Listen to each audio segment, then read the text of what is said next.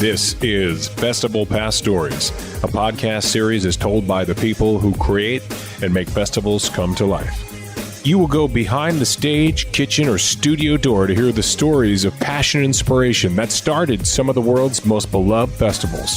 Hear the startup stories and how an idea went from what if to what's next. All right, friends, welcome back to Festival Past Stories, where we always take you behind the scenes. And today we're taking you behind the scenes of the kitchen and the kitchen door to meet Emmy Award-winning chef, yes, Emmy Award-winning chef, and owner of Cafe Katja, Austrian chef, and owner of the cafe we just mentioned, Erwin Schroettner. Erwin, thank you so much for being here. Chef, what's happening? Pat, thank you for having me on your show. It's always fun talking to you. And let's. What can I tell you about my life? There is so much, and we'd love to hear the stories. I'm just going to say yes, chef, for the rest of this time, because I've seen enough cooking shows to know that if I want to get some respect out of you and get good answers and good stories, I'm just going to say yes, chef. So yes, chef, I have my leader hosen on. You're just going to have to take my word for it. Right below here, it's on. I got the suspenders on underneath the sweater, and we are ready to go. I'm sure you can see it with the special camera that you have there. For those listening, trust me, they just got to have to believe it as well. We take a lot of liberties here. But we've got lots of fans of beer, wine, and food festivals tuning in via video, audio, and we'll talk about all three, perhaps not in that order. So I'm just going to start with the food. Now, the passion for cooking has to come from somewhere, but to do this for a living, then to open up your own restaurant, especially in these times, to keep that going through these unprecedented, and there's that word that we've been using all year and last year, it's got to not to only be a like, but this has to be a love and a passion. So where did that come from originally? As you said, there needs to be a love and passion involved in a restaurant, and there's so many aspects of running a restaurant, from the front and the back of the house. First, the front of the house, you have to have that passion of dealing with customers, listen to stories, and just like being a host. I love to be surrounded by people, and I have really the best customers there. And it's not a restaurant; it's my home, and people just come to visit me. So if you see it like this I like that. You already win. But we'll get into this a little bit later. Let's start with the back of the house, where I got my passion from cooking. And a big part of that is definitely my mother. She is a passionate cook. She worked in restaurants before. And so I was hanging out with her all the time. And not only that, even though my father does not know how to get around in the kitchen, I grew up on a farm a little bit outside of Graz, what is close to the Slovenian border. It's if you imagine the Alps where they finish and the rolling hills start, that's exactly where I grew up.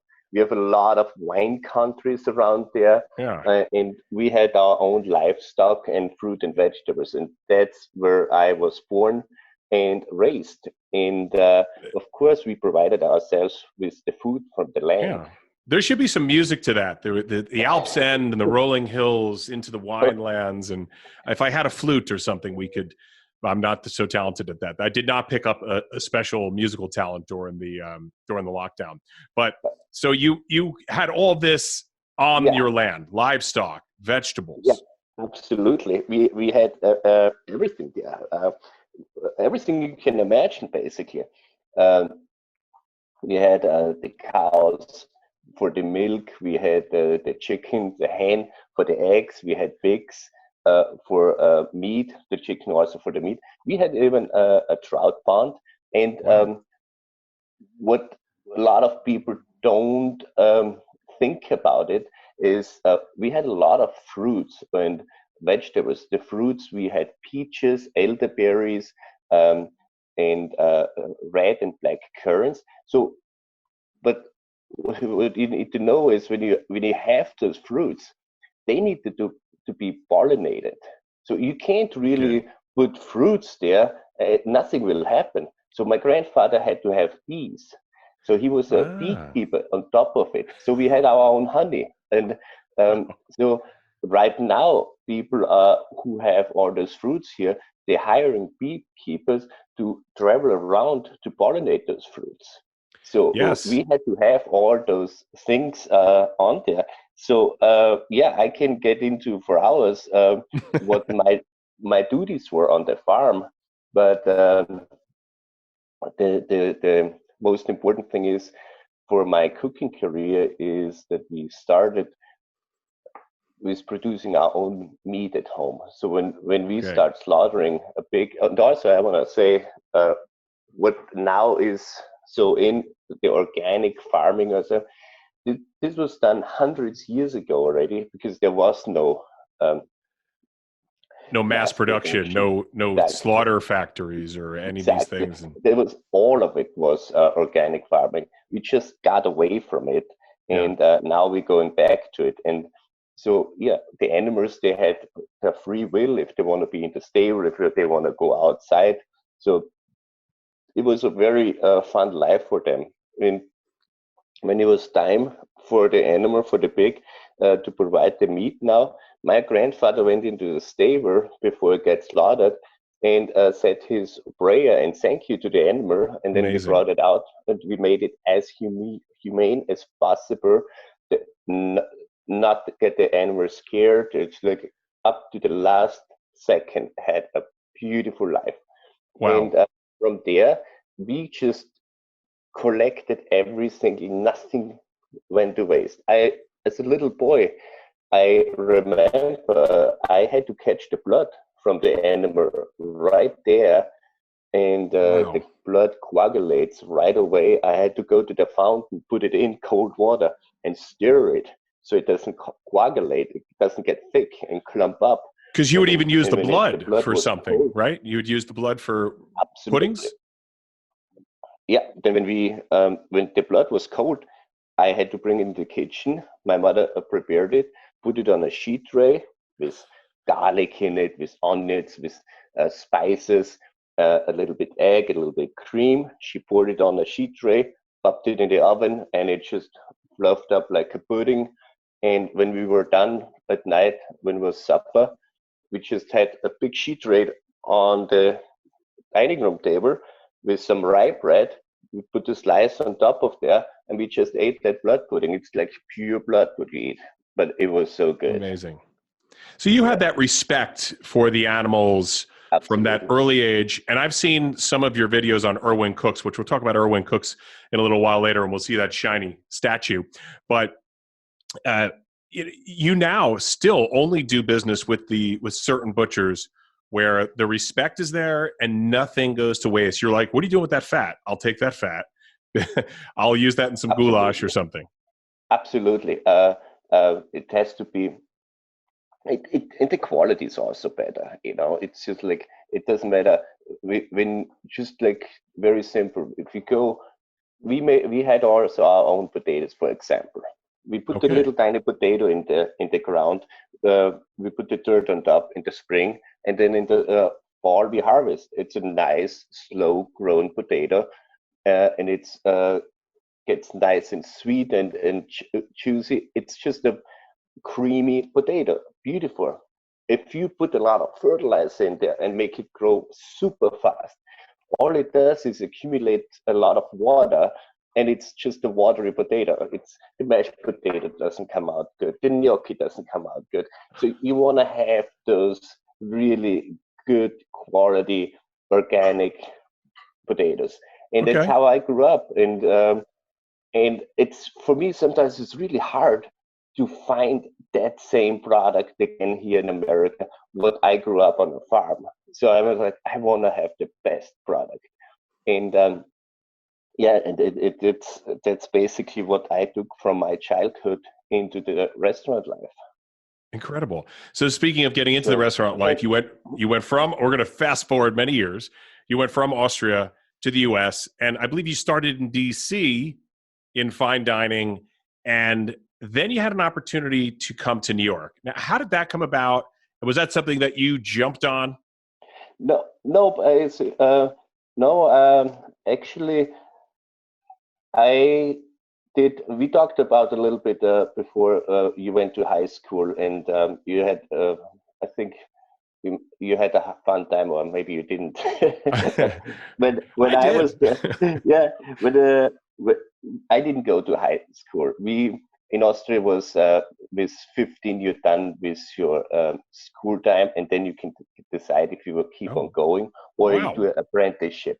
So I went to Okay. apprenticeship. I did. So basically, it's kind of school. They changed the rules a little bit now. If you are 15 and you're done with school, either you keep on going, you go to high school, or you have to do an apprenticeship. You cannot go start working. So I did my apprenticeship as a chef and a waiter. And that's for 4 years. So you learn in a restaurant the trade, and every year you had still to go 2 months in a school where you learn languages, accounting, and or the parts what you need for the trade. And right there, I worked with a really well-known chef, a two-star Michelin chef, and he had a lot of connection in Switzerland. Wow. So right after that, when I was done with 19 years, I went to start working in Switzerland in St. Moritz in a fine dining restaurant. So I already started there before I came to America. Then with 25, it was the first time I came to America, to Washington, D.C. And it happened to be one of the top restaurants in America. The name was Les Pinas. Ah, We also had one here in New York, Les Pinas.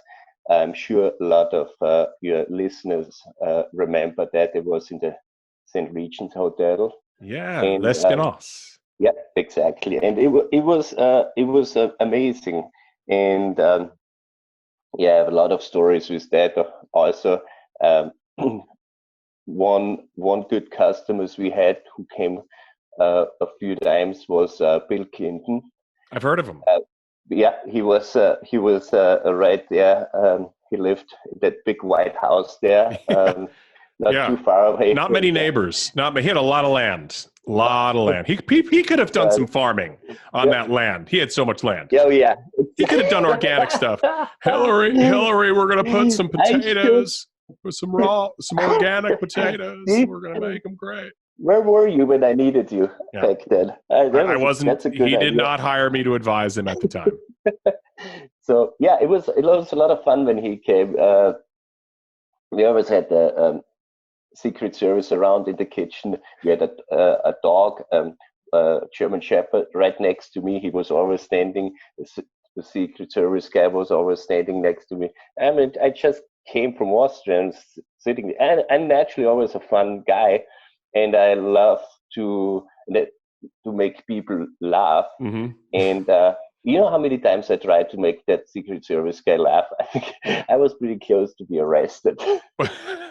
Was it always the same Yeah, couple of guys? Because they've got it like was one always, crew that's yeah, on for like 8 hours or 10 yeah. hours. Then there's a second It crew. was, yeah, So it was always the same dog next to me and the same guy. And man, I was like, dude, you just give me a smile and I stop talking to you. and he's just like, Yeah, "Sir, step yeah, away from the president and the dog." yeah, Or whatever sure. Eagle One, whatever nickname they had for the Yeah, president. Step away from Eagle One. Chef is getting too close to Eagle One. Um, and did you ever give the dog something decent to take home, like a legitimate doggy bag?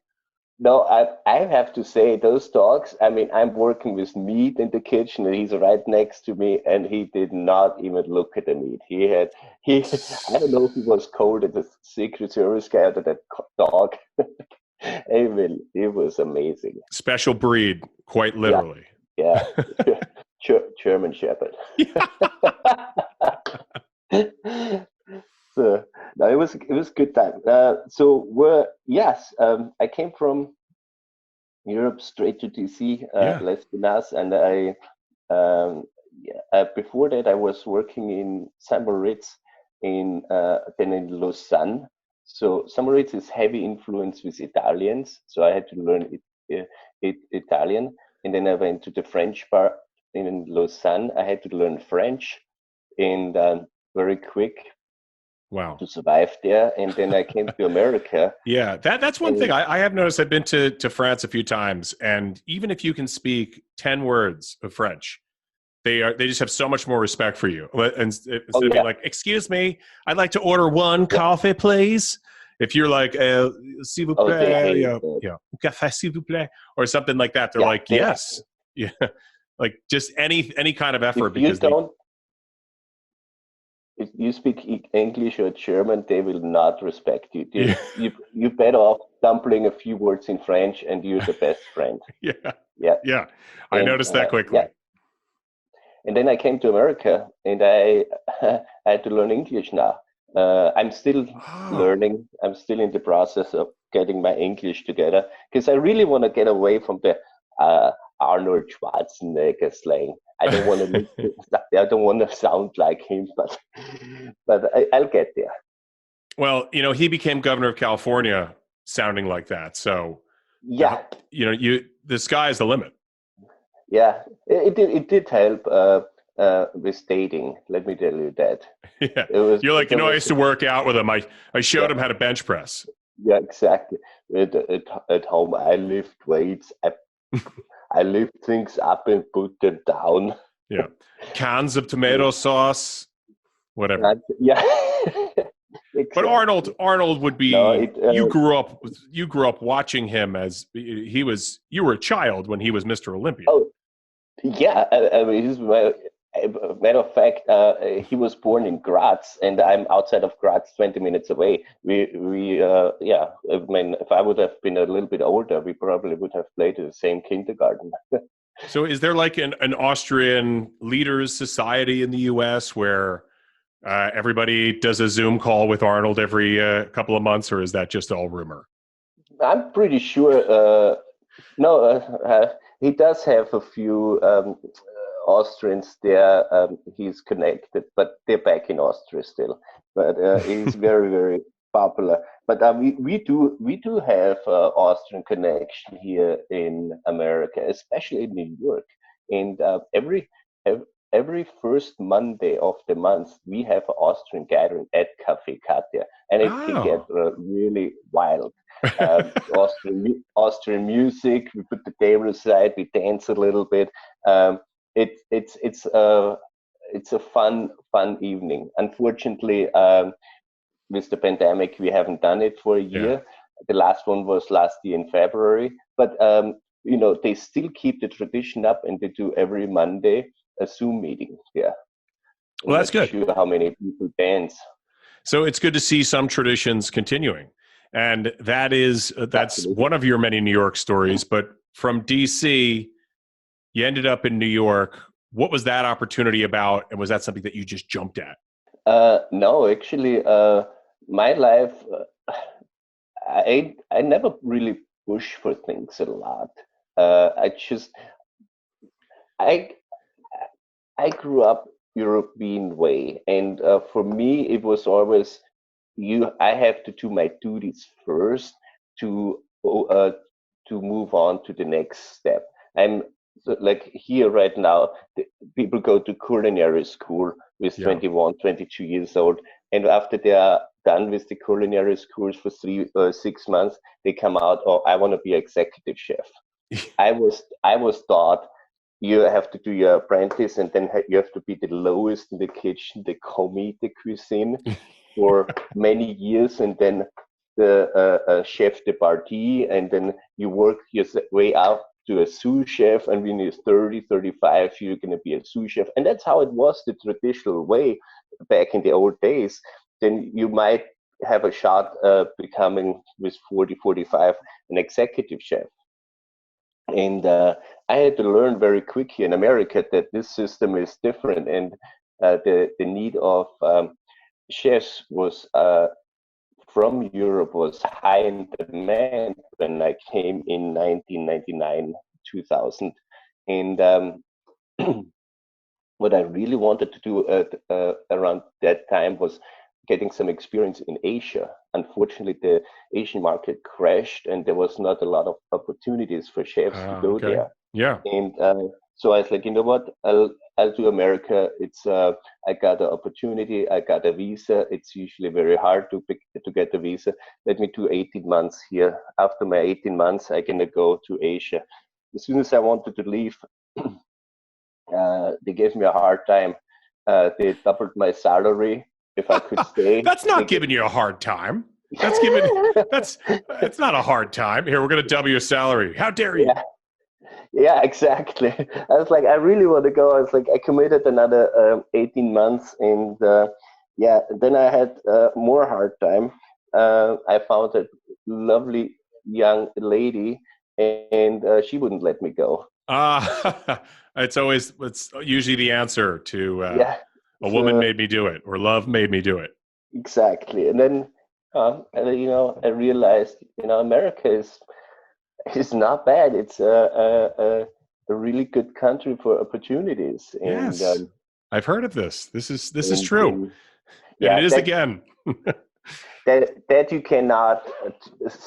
If you really in America open your eyes and don't prejudge anything and just take the way how it is, the opportunities are endless. Yeah. It's just, especially when you have the experience from growing up on a farm. As I mentioned, or I may not have mentioned, my father did all the butchering after slaughtering. Yes. We made this own sausages, liverwurst, and all those things. So taking all that experience here, it's you just tell them the stories, just letting them know that you know this. Yeah. It's just like, oh yeah, and yeah, I started working here in New York. It was a very famous restaurant back then, been around forever. It was called the Monkey Bar. Yes. Love the monkey. I loved the Monkey Bar. I mean, it was just one of my. I worked nearby, and it was just such a great dark place to go in after work for a drink. But the restaurant itself was fantastic. They had the Graydon Carter. Is it Graydon Carter place, right? Yes. Yeah. And it was a lot of fun there. And from there, then I always worked either in restaurants or hotels. So I had background in both fine dining restaurants or high-end hotels. So after that, I went to the Mark Hotel, what was owned by Mandarin Oriental. Okay. So I became the chef there. Yeah. There was that hotel. I can tell stories.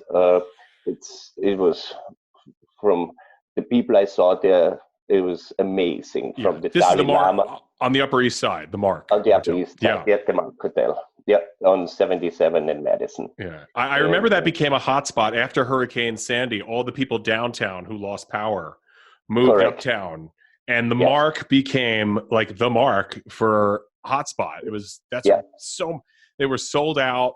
It was nightlife going on all day long. It was a big party. They're like, I can't go home right now. I'm staying here for a month.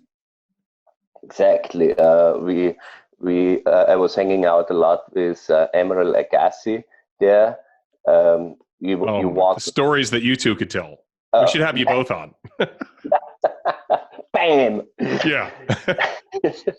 You walk out in the hallway, and then around the corner you run into the Dalai Lama. First time I didn't even know what to do. I was like, I was start bowing, and he was the coolest guy. I was like, he just asked me if I want to take a picture with him. Totally. Yeah, you see, he wanted to take a picture with you, not the other way around. Yeah. I mean, I gave him some hints. It was like I was not sure if I'm allowed to. I was like, man, it would be great to take a photo. It's like, let's take a picture. Yeah. Yeah, because you're working there, right? So you're talking the hospitality part about it. You're like, I can't be asking you for this. Yeah, we had. I'm not going to name them, but some very, very well-known actors. at night. I have a few good stories. And another one, a good story was around the corner on the other side, there was Mayor Bloomberg. He lived there. He lived there, yeah, around the corner. He was around the corner, and he was there probably 4 to 5, 6 times a week for breakfast. He always came in with his wife, no security, no nothing. Him and his wife in the morning around 9:30. Yeah, wife or girlfriend? Where I think it was. Yeah. Yeah, had the croissant and coffee every day, and I was always outside in the dining room. Even there I already knew all my customers. That's why people came a lot there. I made for each one. They had their own special requests, and so I'll cook for them. A lot of people from Europe who lived already 50 years there, but they have their childhood memories of their favorite food. So you do private dinners for them in their homes? Once in a while, I did that too. Yeah, absolutely. I still do that from Cafe Katja out. But with Bloomberg, it was in the morning. He wanted me there and tell him 1 or 2 stories, because I never talk politics or anything like this. Just like the daily routine and crack a joke, and that made his day. That made his day. He was done with that. So it was fun time there. So how do you go from all these amazing stories to saying, now is the time to open my own place? Did people come to you, like some of these famous people or some investors, or was this something that you wanted to do, so you sought some partners out? People just came to me and asked me if I can help them. The first place I did, I really thought I'd just gonna be there helping them out, and it was a catering place in Midtown on 40th Street and Fifth Avenue, and there was a in-house catering for 2 advertisement companies, Young and Rubicam and Wonderman. So those 2 advertising companies, they had the whole building. They had every floor, many meeting rooms. The meeting room size was from 2 to 4 people up to 150 people. Yeah. So, and they have their clients from Coca-Cola to Lancome, all the big companies, and they had meetings all day long, and they needed to provide them food, the morning breakfast. We had 5, 6 different breakfast combination, from the simple breakfast to with eggs and everything. And then for lunch, we had a few options of lunch, and I was helping them out. And then the woman there said, I should take the whole operation over. The kitchen is there. They provide me with anything I need. I just need to get the stuff in. So I was like, okay. I was still the chef at the Mark Hotel. And I had the catering company. I had 3 kitchen guys and 5 server, so a staff of 8, and it ran by itself. All I had to do is do a little bit ordering. If somebody calls in sick, replace him, do the hiring. So I was there one time a week, and I had my chef, and it ran by itself. So right there, that's another good thing working in those big places. You learn how to organize yourself. Yes. So that was just a different outlet. What was my own now? I got incorporated. I had a name, and for many years, nobody knew that was there. But I really generated some good money. What helps me out now in the pandemic, I put a little bit, 7 years, I put the money aside, where now the 7 bad years are coming. Incredible. Yeah, and then with the restaurant, with the Cafe Katja, pretty much the same. I was at Mark Hotel, the chef. I had my catering company for 5 years now there, and my business partner now, Andrew, who I worked with many years, when I came here, he was at the Monkey Bar. He was the executive chef. I was the sous chef. Okay. At the Mark Hotel, he started out as the executive chef, and when he left, I became the executive chef. And he approached me. He's like, "Hey, I found this space in the Lower East Side. It's not a hot spot right now, but he thinks it's gonna get there in a couple of years. And if I wanna do something with him," I was like, "Yeah, not really. I'm pretty busy." But what does he want? He just wants to do a to-go place, a rotisserie, a chicken rotisserie, and just delivery. I was like, "Yeah, I'm done with cooking. I don't want to do anything." It was a tiny space. It was 400 square feet. And he's like, "What do you want? What do you want?" I was like, "If I open something here in New York right now," and it was one thing I really was missing in New York. New York has everything, but that one thing didn't have. I could not go out and get myself a proper poured beer with the foam on top. Okay, all right. And the craft beer movement. You may have started the craft beer movement. You brought back organic farming, and you may have started the craft beer movement. Yeah, the organic farming, fine. But the craft beer, I'm not. There were some in the same neighborhood, a little bit up. There was Zum Schneider there. Zum Schneider, I've been there. Yeah. He had that, and then I was the second one in the city, and I really emphasized this beer. We had each beer, we have their own glass. The Stiegel beer has the Stiegel glass, the Hofbräu has the Hofbräu glass. And in Europe, they make the glass. When it's a half a liter, that half liter stops about an inch below the rim. So you have space for the foam to sit there. Otherwise, you cheat out for the beer. Yeah. So we started doing this, and I would not serve a beer with at least 2 inches of foam on top. And at the beginning, I got customers like, "I paid for half a liter beer. You give me all foam in there." You're like, that's actually how the proper way to pour this beer. As a fun guy, I knew where the line is for the half liter. So I just took all the foam, and there was extra a little bit beer there also, and poured it out and served it back. It's like, now my glass is not even full. Yeah, but that's the half liter mark here. It's like from the Irish when if you go to a pub and you don't know how to properly pour a Guinness, and they pour the Guinness like they can't pour the Guinness like a Budweiser. Like pour the Guinness, and some people are like, "Hey, buddy, let's go. Where's my beer? Let's go, go, go." It's like, no. This is poured.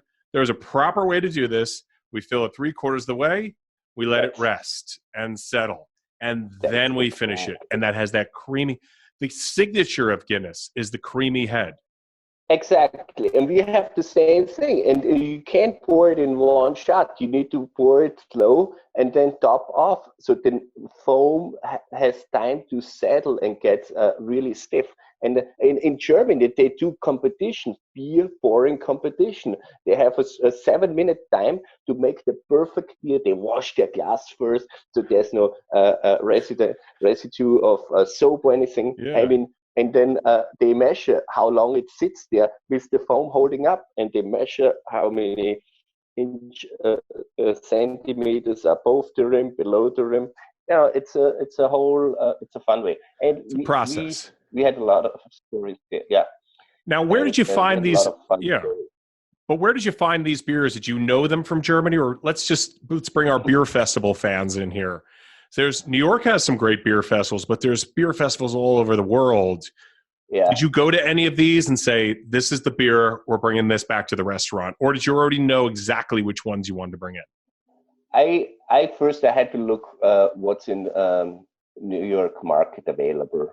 Went to every beer distributor and see, and then I had a few favorites. I wrote to Austria if they want to get into the American market. I mean, to get the beer in, it takes about a year process of getting all the permits, going through customs and everything. It's not that easy. And then you have to find a distributor who does that also. So an importer. No, I got actually only one beer in what was my choice.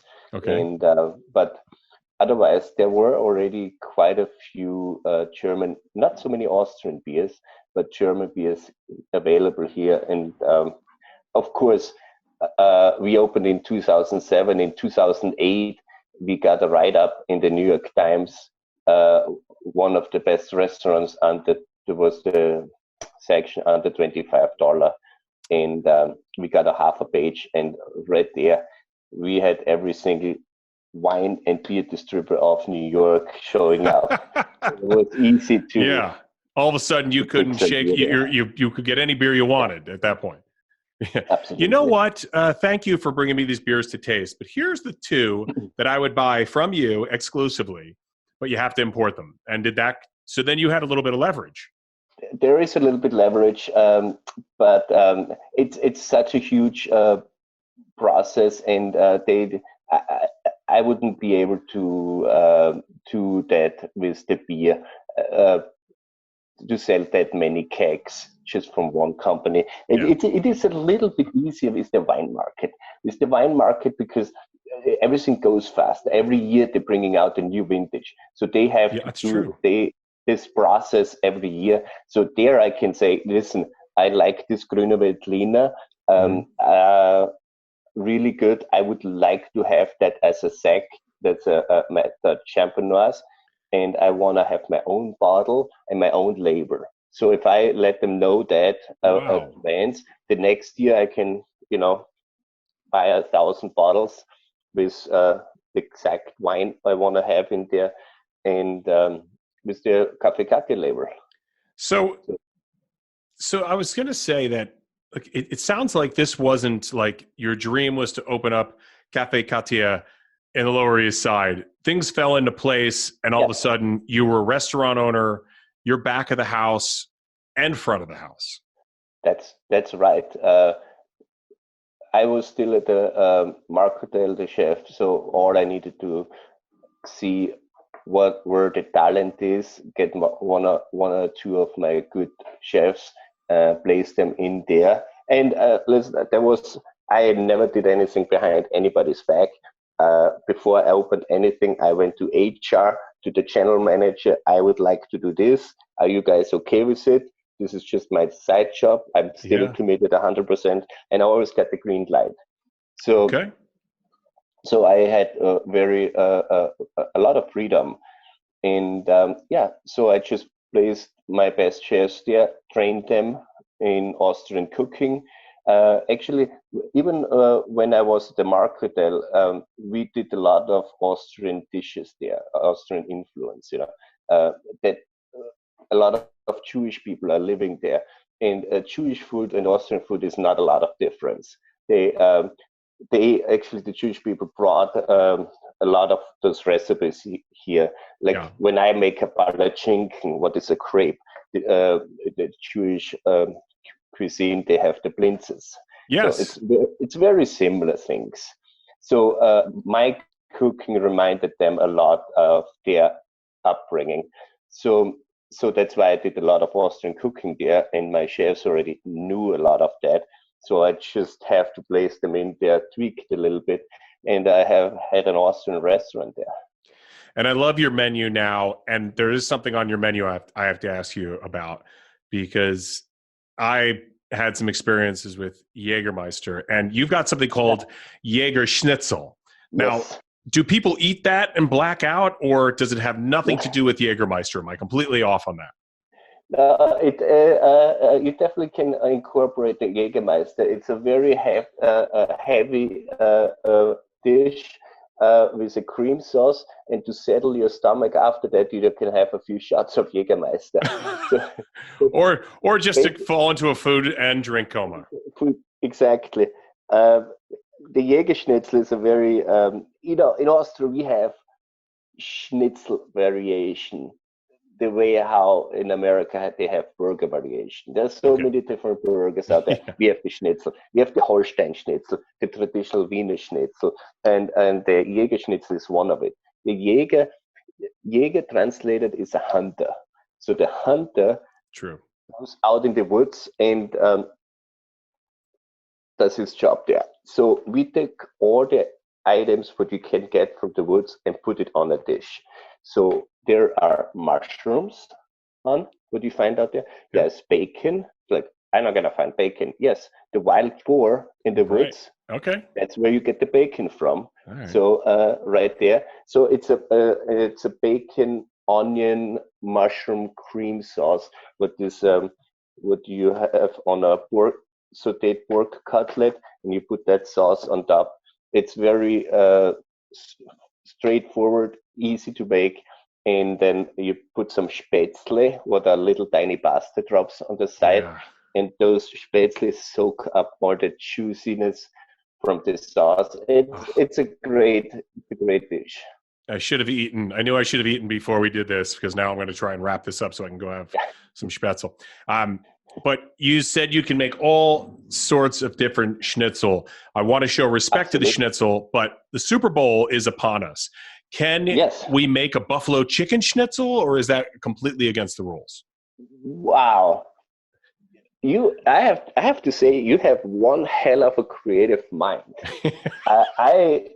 Wow, there are probably 100 things flying through my head right now. I'm, you know what? Everything is possible. Yeah. And I will make a buffalo schnitzel. Take a picture and we'll send it to you. Thank you. All right. Absolutely. And what are you going to make for your home Super Bowl party? Will you watch the game? I will watch the game. I'm not sure. I used to invite people or go, and I always made some fancy food from scallop ceviche or shrimp. But you know what? It's always my big hit is now my mother's meatballs. They are so tasty and juicy. So, all that fancy food is good. But you know what? For Super Bowl, you need some Super Bowl food. Yes. And it's either chicken wings or my mother's meatballs. Okay. So that's what I'm gonna do. I know you're not going to give us the secret recipe, but is it a beef base? No, it's pork based. Pork based. Okay. Pork based. There's a lot of onions in there, different spices, and to make it really nice and fluffy and light and not dense, it's a lot white bread soaked in milk in there also. Okay. That makes it really nice and fluffy. Yeah. That's as much as we're going to get out of you. I won't twist your arm for many more of it. Any more of that recipe. You can buy the restaurant, and we always have it on the menu. So, speaking of football, nothing goes better with football than beer. You were talking about your passion for beer. Now, the original beer festival, I would have to say, would be Oktoberfest, right? I mean, the German, Austrian Oktoberfest, nothing like that. But do you ever attend any beer festivals? And have you ever walked away from one of those saying, we need to incorporate this beer into some food, or we need to bring it into the restaurant? Yes, yes, and yes. I love to go to Oktoberfest. The one here, I haven't been lately, but up in Bear Mountain, they have a huge one. I always loved it. It's so open. I have also an embarrassing story there, but I'm not gonna say that on on radio. But incorporating beer in food, that's a very interesting thing. You can use a little bit for cooking, embracing a little bit, deglazing some meat, but it's very hard to incorporate beer because of its bitterness. But there's one thing. So in Europe, we are not the big, or in Austria, we are not the big IPA drinkers, and we are more the lager, pilsner, dark beer. But we IPAs are catching on now. But when I came here, I had that Sierra Nevada. That was an Indian Pale Ale, and it was so tasty, not overly hoppy, not it just had the perfect balance. And I was like, I need to incorporate this in the menu. Okay. And you never guess what I made with it. I made ice cream. Get out of here. No, I would not have gone even to dessert on that. that ice cream, I'm telling you, was one of the best things ever. And I I found another beer, what is from Austria. It's called the Semichlaus, what is a dark malt beer, a little bit sweet. It was for the longest time the strongest beer. It was 14%. You know, a couple of years ago, people tried to outdo them, make it stronger and stronger. But for decades, it was the strongest beer, that Semichlaus. And that malt beer into a ice cream is sensational. It's Wow. amazing. Yeah. I will have to try some of that. And, That sounds great. and another interesting fact about that Semiclaus is it originated actually in Switzerland, and Semiclaus is just another word what the Swiss say for Nikolaus. So Okay. it means Nikolaus. So that beer is brewed only one time a year, and it's on December 6th on Saint Nicholas Day, and Okay. it's the only beer what has on the label a vintage like the wine. It's a 2017, 2016, and that beer is the only one with a vintage label. Is the Semichlaus. Santa Claus, it's called. Semichlaus. It almost sounds like Santa Claus, Yeah, and Santa it's Claus. during the It is. holiday season, so it Yeah, yeah, yeah, makes sense. exactly. And it's How brewed about only once. yeah?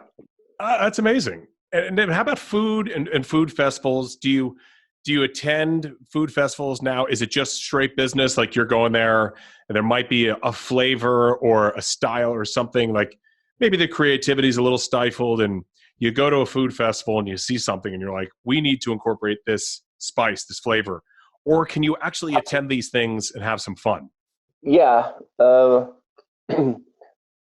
I used to do quite a few back in the old days, working at those. One of them was a tough one. We, I worked in St. Moritz there, Uh-huh. and there was always this music festival in Lucerne, and it was huge. They had 400 customers each. They had two sessions for the music festival. Each one had 200 customers, and after that, they got a fine dining dinner, a 5 or 6 course dinner. And the chef there was Anton Mosiman from England, from London, uh, well, world-known chef, and he had a crew of 40 people there, and was all outside in a tent. It was all built. It was for a month. They built a whole hotel in a tent, and it was amazing. And at They that should do time, that now for the pandemic. yeah, exactly. At that time, it Open was air when kind of hotel. Lady Diana had her accident and passed away, and he Oh. was the uh, caterer for the royal family. He took half the crew away, and he didn't have anybody left in Lucerne. And I knew him, or through somebody, and I was helping out, going there for 3 weeks, and that was a really eye opener. How much fine dining you can do in a tent, and how everything works. But since we were a limited crew, we worked about 18 to 19 hours a day for 3 weeks Wow. through. The we had nights where it was in the summertime, where we could not go home because we were so tired. We slept under a truck behind the tires. That's how Oh, tired we were. they probably thought you were Even, homeless. They're like, get out of here, you bums. And you're like, no, no, no, we no, work here. all the chefs, we just laid up outside, we slept, and then we washed up in the morning and went back to it. Was just, It's like a but you know military what? operation. Yeah, that's what the kitchen is, and that's when you said at the beginning, you where do you have your passion, or you have to have some passion to do this, because you have to, because the amount of work you Yeah. do in a restaurant, the hours, if you don't love that, you better run. It's so much, Well said. but it rewards.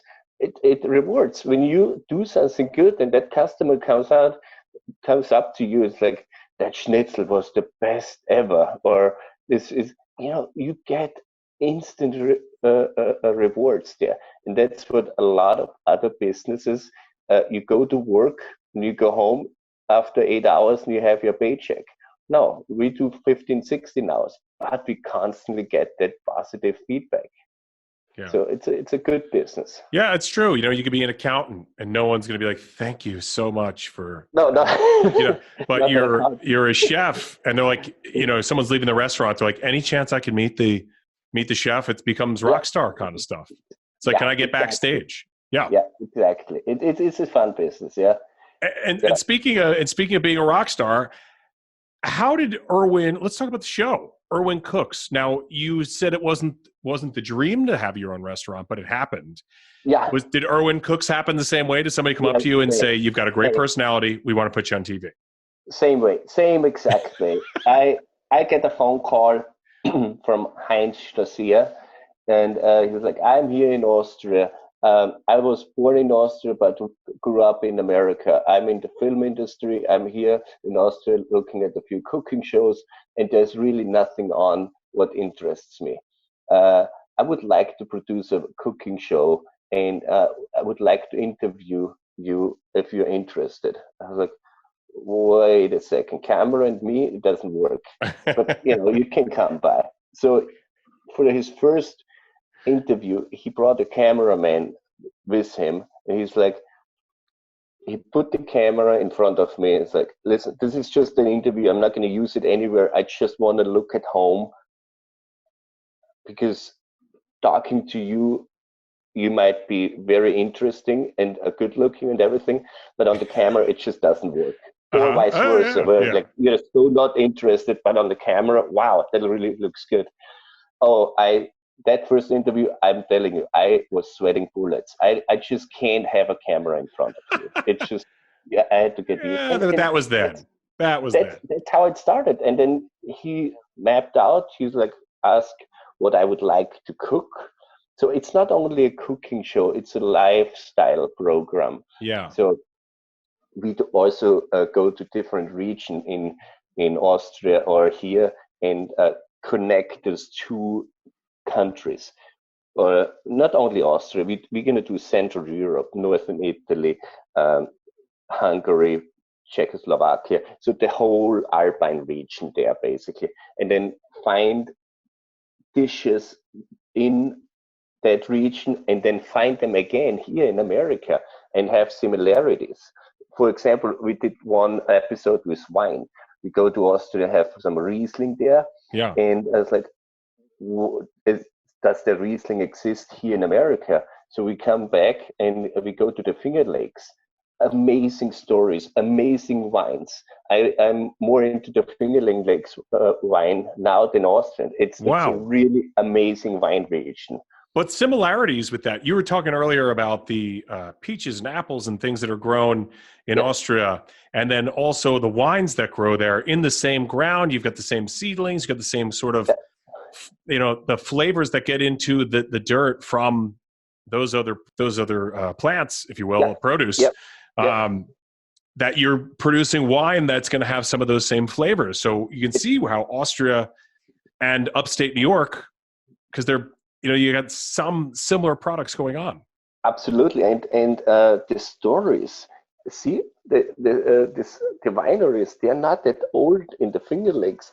So those are all recent stories. A lot of them, like Dr. Frank, came here right after the war, and I hear from the granddaughter the stories how he made it out from the Ukraine through Vienna, Zurich, and then to the Lower East Side. He was a major winemaker in the Ukraine with his own driver. He had his own car. He was a big shot. He was a doctor there. Came to America, to the Lower East Side, with a book where he had everything written down about the winemaking, and one suitcase of clothes and his kids. And in the Lower East Side, where my restaurant was, he started out as the dishwasher, to support for his family. And Wow. all that stories you can work into that lifestyle program. It's a fun thing to do. Amazing. Yeah. So now I'm starting to believe this humble story that you won an Emmy and it was all by accident because the show wasn't your idea, but it's become a big success. It was an accident. I make a schnitzel, and the schnitzel makes it on TV, and I get an Emmy. And I was not prepared for a speech or anything, and I had to improvise there right away. So I went onto the stage and I had to say something, but I had to buy myself a few seconds to get things in order. So my first sentence, I sat on stage, I looked at it, and I was towards the end already. People got a little bit tired with clapping and everything. It was not that much of applause anymore. So I'm looking at the crowd and say, guys, if you know how to make a schnitzel, you win an Emmy. And I had everybody's attention there. Yeah. It was enough time for me to get my thought process in order. But yeah, you harken back to the catering days when you were working with the advertising company and the catering, and you're like, it's all about organization. I got to get my thoughts organized. So you use that experience, and here it was coming full circle with your Emmy speech. Yeah. No, yeah, exactly. And the cooking show, we are a little bit on hold now with the pandemic, everything. Yeah. But it's a huge demand. PBS wants whole seasons, and we're going to be on national TV then. So we just need to produce 13 or 26 episodes, so to do at least 1 or 2 seasons, and then we should be up and running. Now, one of the episodes that I saw, you're talking about goulash, and you say that shin meat makes the best goulash, but you mentioned you can make it with beef, with pork, and then you say horse. And I thought I heard you say horse earlier. Horse meat? You're making goulash with horse meat? Yes. It sounds really cruel here in America. Also in Austria, it's not very common. But in Switzerland, believe it or not, horse meat is a staple item on a butcher. Wow. We the first few weeks when I worked in St. Moritz, we had to cook for family meal about 400 people every day, and on Sunday it was steak on there, and I was like, wow, that steak is so lean. I've never seen anything like that, and I was like, after a few weeks, I go to the chef. It's like, dude, where's that meat from? Like, oh, that's horse meat. I was like, holy crap! It's amazing. It's very lean. You barely can tell the difference between beef and horse, and that's what they do there. But even coming from Austria, you didn't know this was a big delicacy in I did not know. No, I did not know. It's actually, it's just I think a cheaper way of having beef. Or what also is big there is ostrich meat in Switzerland. Also very lean. Super lean, dark like beef, but lean as it can get. I mean, if you better cook that as rare as possible, because if you cook it too much, you're better off eating your shoe sole. It's tender than that meat. Yeah. So horse needs to be medium rare at best. Yeah, best medium rare. But you can braise it. You can braise it as well, right?